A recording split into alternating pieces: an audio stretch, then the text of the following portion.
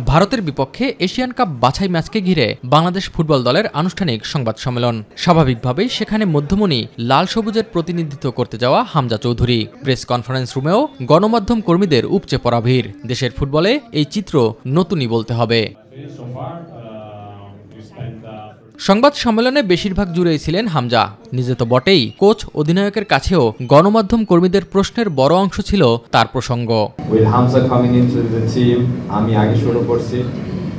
I think it gives a lot of inspiration to other footballers around the world. I think on the 25th when Hamza hear the national anthem, I think he's going to get goosebumps.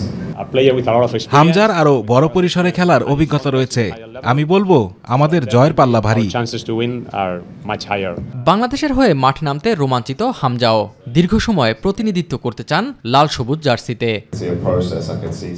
বাংলাদেশের হয়ে খেলার আগে আমি বাফুফের সাথে বিভিন্ন বিষয় নিয়ে কথা বলেছি। আমার মনে হয়েছে দেশের হয়ে প্রতিনিধিত্ব করতে পারবো এবং সেটি দীর্ঘ সময় ধরে করতে চাই। ভারতের বিপক্ষে লড়াইটা বরাবরই কঠিন, তবে এবার চিত্রটা ভিন্ন। লাল সবুজ ডেরায় রয়েছেন প্রিমিয়ার লিগ খেলা ফুটবলার হামজা। তাই তো কোচের মুখে জয়ের ধ্বনি অতীতের চেয়ে স্পষ্ট। আমরা প্রতিপক্ষকে সম্মান করি। ওদের মাঠে ওরাই ফেভারিট। ভারত সেটিকে বিভিন্নভাবে ধরে রাখতে চাইবে, তবে আমাদের প্রস্তুতিও ভালো আর জয়ের ব্যাপারে আমরাও আত্মবিশ্বাসী। হামজার আগমনে সুনীল ছেত্রীকে ফিরিয়েছে ভারত। দেশ ছাপিয়ে কি দুই তারকার লড়াইয়ে রূপ নিচ্ছে ম্যাচটি? আমি মনে করি সুনীল দারুণ খেলোয়াড়, ভারতের হয়ে দুর্দান্ত খেলেছে। তবে মনে রাখতে হবে হামজা প্রিমিয়ার লিগ খেলা ফুটবলার।